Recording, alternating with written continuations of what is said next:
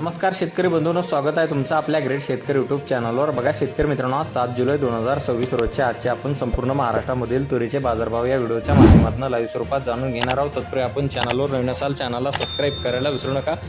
बघा शेतकरी मित्रांनो, महाराष्ट्रामध्ये तुरीला सर्वसाधारण दर 7,000 रुपये क्विंटलचा मिळालेला आहे, तर काही बाजार समितीने 7,500 रुपयांचा बाजारभाव दिलेला आहे। चला तर आपण सविस्तररित्या बाजारभाव जाणून घेऊया। बघा शेतकरी मित्रांनो, कृषी उत्पन्न बाजार समिती बार्शी येथे अवकालेले 70 क्विंटल असे दर 7,600 रुपये क्विंटल। आता हे लोकल तूर।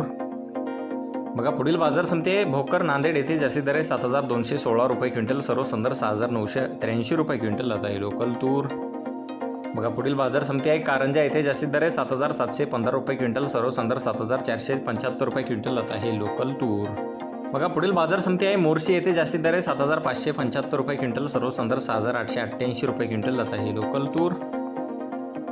बघा पुढील बाजार समिती आहे मुरुम लातूर येथे, ज्याचे दर आहे 7,480 रुपये क्विंटल, सर्व संदर्भ 7,328 रुपये क्विंटल। आता हे गज्जर तूर।